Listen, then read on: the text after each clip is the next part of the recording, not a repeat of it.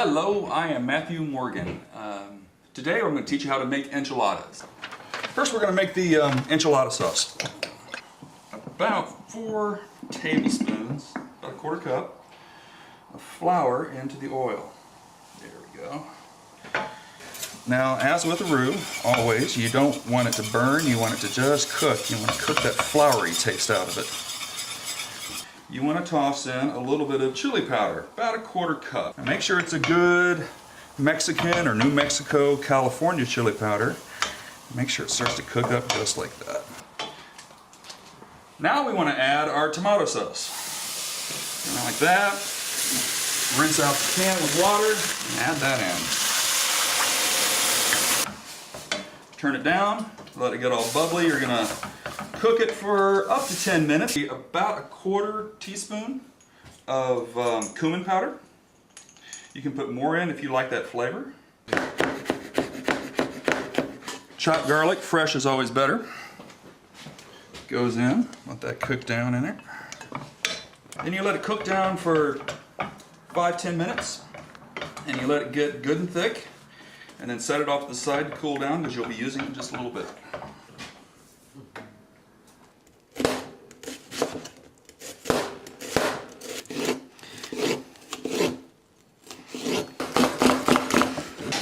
Spring onions so that they don't cook quite as long.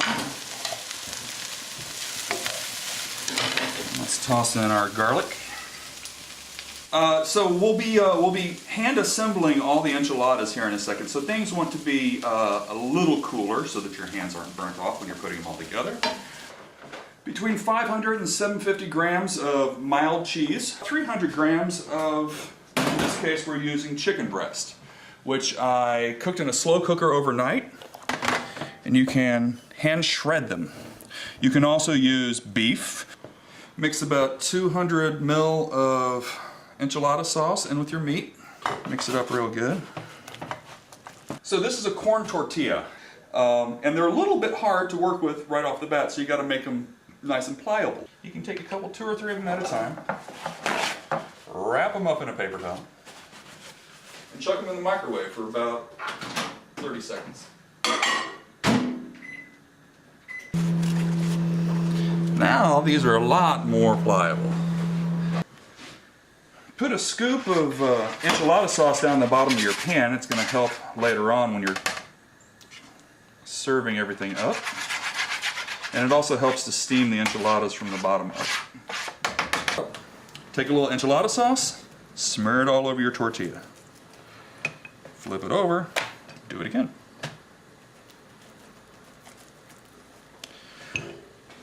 Put a generous bit of your meat mixture right there. Throw in some capsicum, some garlic, a little onion, and then fill the whole thing with cheese. Don't be shy, it's cheese, it's good for you. Wrap that puppy up like that. Put it into your tray, nestled up against the one that's already there, and keep doing that until the tray is completely full. So now that this is all full with your assembled enchiladas, use the rest of your enchilada sauce over the top of it. Try to spread out the sauce as much as possible. And lastly, more cheese. Cover the top. So cover with aluminum foil. Tint it up so it doesn't touch the cheese if at all possible. You just want to sort of encourage the whole thing to have a nice little steam bath while it's in the oven. So at 20 minutes, pull the tin foil off and let it sit for about another 20 minutes. It's been in there about another 20 minutes, and oh, look at that, it's perfect. Comes out looking like this.